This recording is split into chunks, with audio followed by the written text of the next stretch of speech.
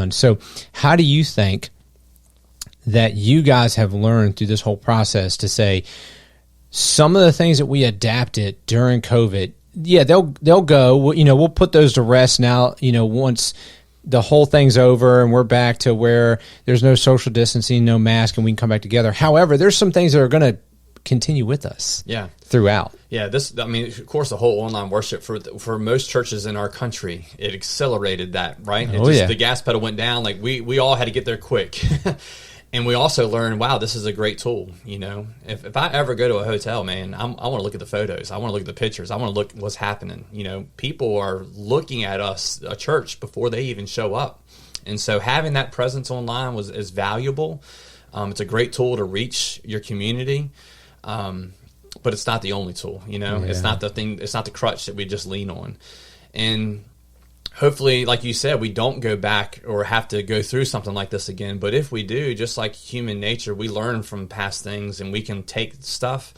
I think the church in general, we didn't know what or how or any of the questions on how to answer that, like what to do in those situations. But I think now that we've gotten through it, it's going to be a little bit easier next time. Like this worked, this didn't work. This is good, this isn't good. And I'm hoping that, I don't know, I've heard some really smart people, smarter than me, got fancier titles than I got, that they say, oh, the church will never be the same. The church, and I don't agree with that. I feel like the church, we're the body of believers. And no matter what that looks like and what setting that you're in, the church is still the body of Christ, and we are the church to edify, to uplift, to encourage. And to say the church is never going to be like it used to be, I don't agree with that, because then I feel like you're focusing on the wrong things. And the church is the church, and Jesus established that church, and I love that church. I think you love that. We love that church, and we want to be a part of that. And it drives a deeper point. It's not about just the numbers. It's not about the programs or all the stuff. It's people coming together, realizing that, man, I'm a hand, I'm a foot, I might be a mouth, I'm a body, I'm a different part of the body here, but functioning together, we can do great things in God's kingdom. Satan tried really hard to in a negative way affect us, but I think it backfired. I think people realize, wait a minute, fellowship is super important. Coming together it's needed, not wanted, but needed. And so what Satan meant for harm, Christ used for good. And now we're kind of coming out of this. Like literally, like these days are really good, man. I think some of these past Sundays have been really good for a lot of my friends, for us. People are coming back. People are feeling more comfortable. But I think we're getting out of this stronger because of what we went through. And like I said, what Satan meant for harm, Jesus used him for good. So you guys have been using Zoom as some of the ways that you're being creative and what you're trying to do. And I know at the church I'm at, when we were going through this whole pandemic, because I got hired there right in the middle of it in 2020. Yes, you did. And I'm over all of our small groups. We had a professional Zoom account for all the leaders. So that way we could still have small groups that ran in the fall and the spring, and people met via Zoom. And of course we found that once things opened back up and people were able to come back to church, and even the second semester that I was there, some of the groups began to meet in person again, that people realized, the stuff online is good, and I'm glad we have it, but it's not the same. And I think this is what goes kind of to your point, is that people are always going to be the same. We are human beings. We're created a certain way, and God has us as relational beings, and you can only have so much of a relationship through a screen. Try imagine having a long distance dating relationship, and all you ever do is meet on screen. Once you meet in person, then it's like there's something different here. And I think that's what churches have learned. At least I hope, and I'm fearful that some are going to take this too far, where they think, okay, cool, maybe we can create a satellite campus church that's only online. And only meets virtually, and nobody comes in person. And I just think those things eventually are going to taper out and fail. because people are relational beings.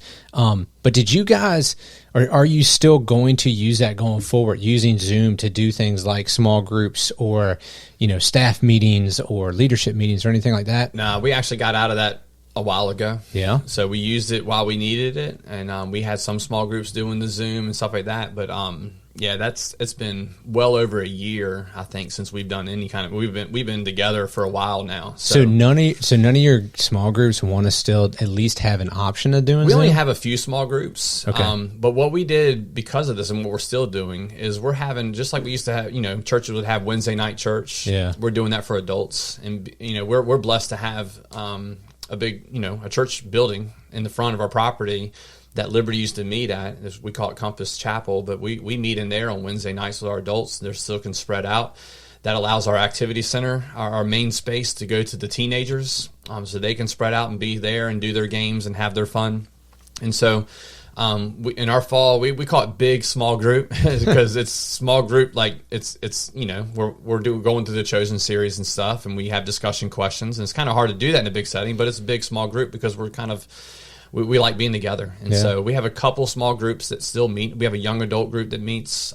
We have a group in King William that meets on Monday nights.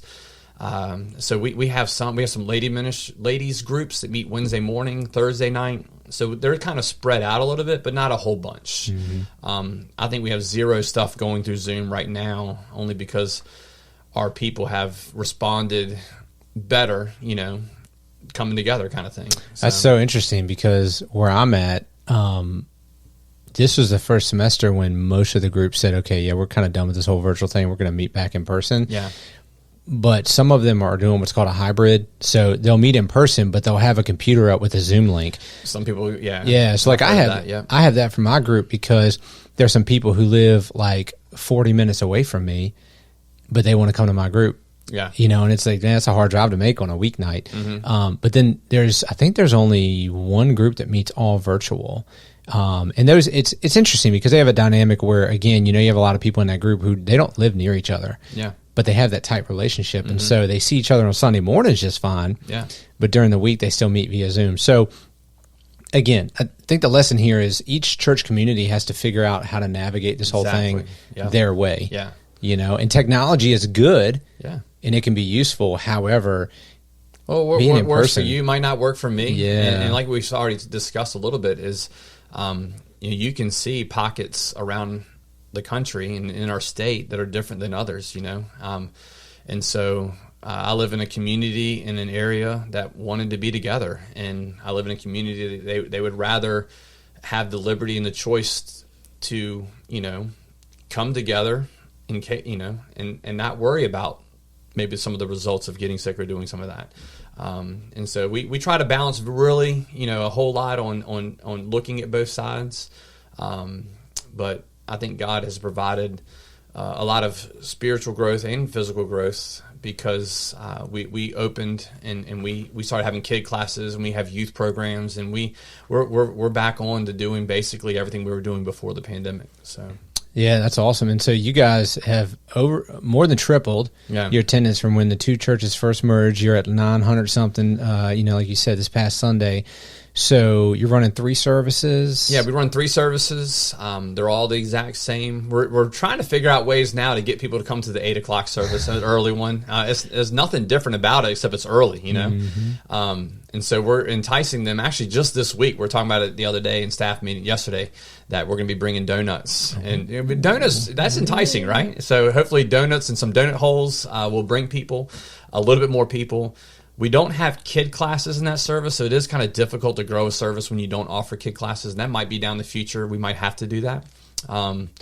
But we're trying to make some space because we're running out of space in the other 2 services. And but it's been, we get this a lot from people. Like when they come, they're just glad we're doing stuff, and there's excitement there. And we're just trying to, I can't say it enough, we're just trying to keep things focused on Christ.